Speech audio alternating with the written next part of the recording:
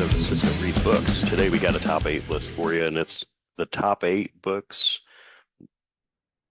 from the year so far. Um, just a caveat, there's a lot of Dale Brown on this, as usual. Um, so my first book, I don't have the physical copy of it yet, but it is the Complete Works of H.P. Lovecraft Volume 2. And I'll flip it up on the screen over here. So just a caveat, actually, before we get into that is I've read about 48 books at this point. Yes, 48 books.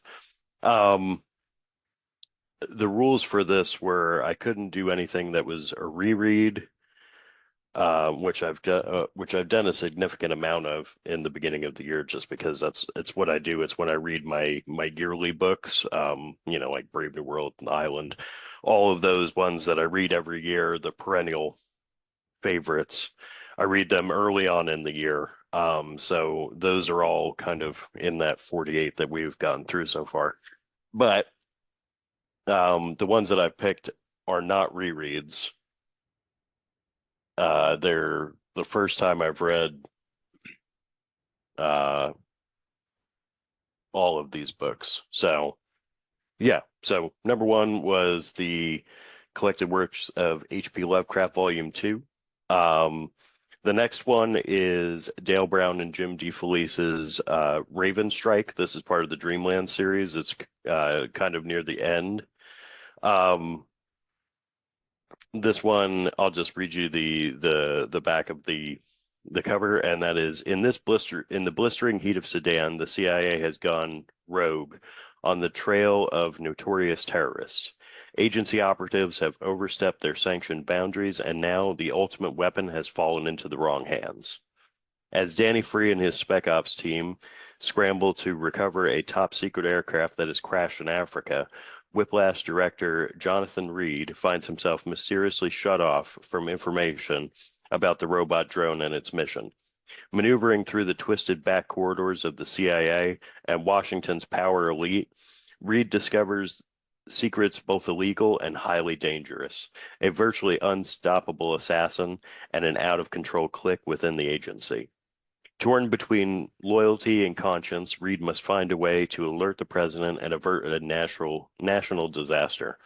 But with the Whiplash team caught in the chaos of a brutal African civil war, the CIA officials desperate to keep Reed from telling what he knows, a monster reemerges to target its creators.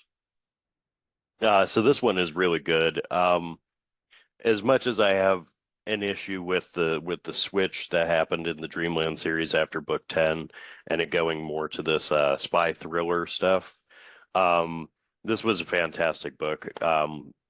There will be another one from later in the series on here because I read the first 10 and then I read Whiplash, which was book 11, and I wasn't really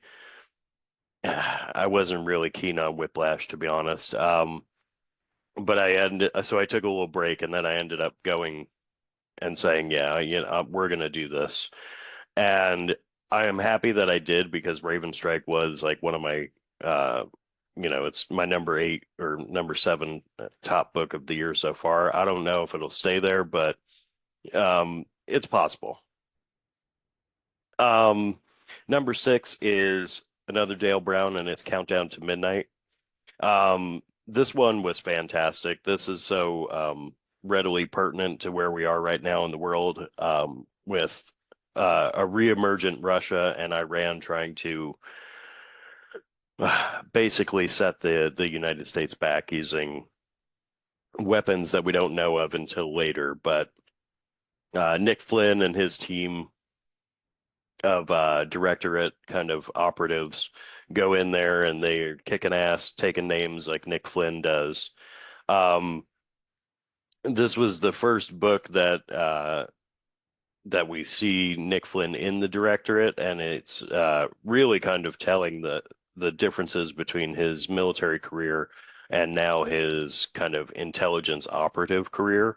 So it was a really good look at like that, what it takes to do what he's doing now, versus, being an intelligence officer in the military where you have a little bit more supervision to see what you're doing.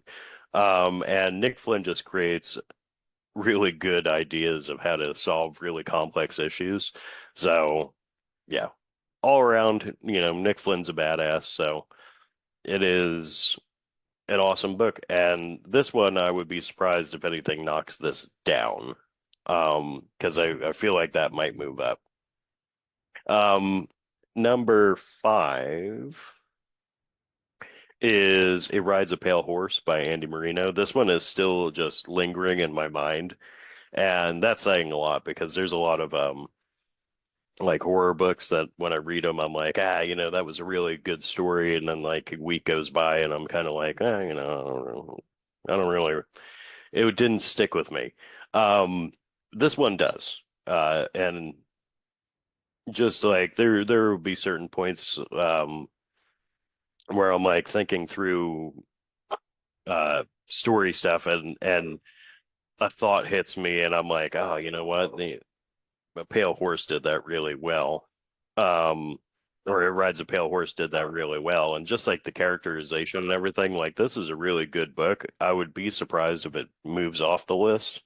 Um, but yeah. And then uh, obviously Don DeLillo's Americana is on here at number four. This is just a fantastic book. I'm really enjoying my time with Don DeLillo. Um, He's an incredible author that writes incredible character pieces, incredible slice of life stories, and just really layered thematic storytelling. And I mean, this will probably be in my top 10 or top eight favorite books of all time at some point. I didn't put it on the recent one because of its recency biased, but it will be there eventually. The next one is another Dale Brown book. No surprise there. And this is Drone Strike. So this is the book that comes out after Raven Strike. And this one has to do with Iran as well. And it's just fantastic.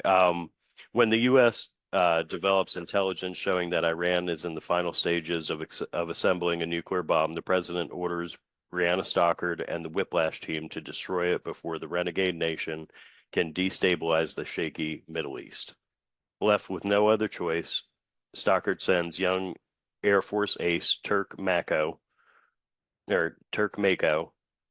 behind enemy lines. His orders: pilot a squadron of high-tech nano UAVs from inside Iran to destroy the weapon and its assembly bunker. Turk and his accompanying Delta Force team succeed only to discover another site and another device. With the fate of the region hanging in the balance, Turk and the Delta Force must fight off the Revolutionary Guard, Iranian MiGs, and an elite Quds force to locate and destroy the second weapon. With time running out, Turk takes matters into his own hands, hoping to accomplish what no machine ever could: stop a nuclear war before it begins. So this one is just fantastic. This one's definitely staying on my top eight for the year. Um, like I would be shocked if this one falls off. This was, I think it's the second to last book in the Dreamland series, and it was just like you can see the penultimate kind of conflict that we're reaching here with the characters in the book and just everything that's gone on beforehand, and it's kind of piling up on these operators now, and it's just fantastic. Um, like I said, I'm really happy that I ended up sticking with the Dreamland series, even though there was some frustration originally after book 10. But yeah, I'm really happy I finished the series because even though it switched from military thrillers to spy thrillers, it really did hold the essence of the series in and of itself, and it made sense the way that it ended in book 10 to switch to this. But like I said, there are definitely some elements where I was a little upset with the loss of some characters with that switch. Um, So number two is another Dale Brown book, and this is Fatal Terrain, which I've reviewed on the channel. This one is fantastic. Um, there's a lot of characters in this book that I had gotten to really kind of care for, and one of them uh, does not make it, and that hit so hard, just because of what they do to sacrifice, uh, you know, everything for the mission, and just a fantastic book. I highly suggest you read the Patrick McClanahan series. Um, Fatal Terrain is probably one of the best books in that series, next to Day of the Cheetah, which is my personal favorite. But Fatal Terrain, it came really close because, like I said, like that, the loss that you suffer during that book is just, it hits you kind of hard. But yeah, Fatal Terrain, fantastic book, and highly recommend that you read it. This one, I don't foresee anything touching basically the top three of this list. I think it's pretty set unless I read something absolutely fucking mind-blowing. Um, which describes this number one book that I've read this year, and that's Don DeLillo's White Noise. Um, yeah, this book just blew me the fuck away, and I don't think anything is going to touch it, uh, at least this year. And if something does, I'm happy for that to happen because that means I'm reading absolutely amazing shit. But I don't think anything's going to dethrone that from the number one spot of the year. As soon as I read that book, I I was immediately like, yeah, this is the best thing I've read this year for sure. And that was after, I think it was after 40 books that I've read this year already. So like, there was some pretty stiff competition, even amongst the rereads. I think this one, other than like Brave New World and Island, like this one comes out like pretty near the fucking top. Um, because like I love Brave New World, I love Island, but this one it came out of friggin' nowhere and just punched me in the face with goodness, and I loved it.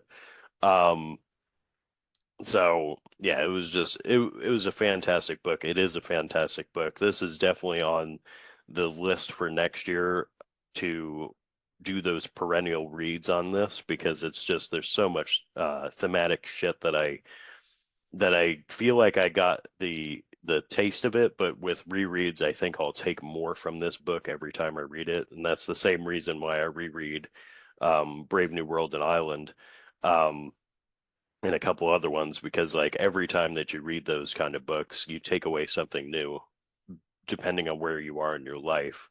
And at the time that I read this was really kind of pertinent to what was um, going on in my life at that time. So it spoke to me on a different level that like I haven't had a book do that in a very long time. And I was very surprised and excited to have a book do that for me again because, like I said, it's been a while. Um, so yeah, that's my top eight books of the year so far. Like I said, this is all subject to change. I don't think that the top three will change, but I mean we'll see because, like I said, if it does change, then that just means that I'm reading amazing shit. So. I mean, I hope it does change, other than White Noise, because I do really like that book. But if it does, it does. If it doesn't, then, at least I know that I read three really good books. Um, and four if you include Americana, because I think that one will pretty much stay too, unless I read something else by Don DeLillo that knocks it out this year, which is a possibility. But yeah, so those are my top eight books that I've read this year so far. And I hope you enjoy that. If you read any of these, let me know in the comments below. We could talk about them and just label spoilers. Other than that, thank you for being here on another Top 8 Tuesday. And you know, like and subscribe if you like what you see and you want more. There's plenty of videos now. And we're at least keeping pace with at least 4 videos a week, hopefully. Um, my life shit has calmed down a little bit, so yeah. Um, until next time, read because reading is fundamental.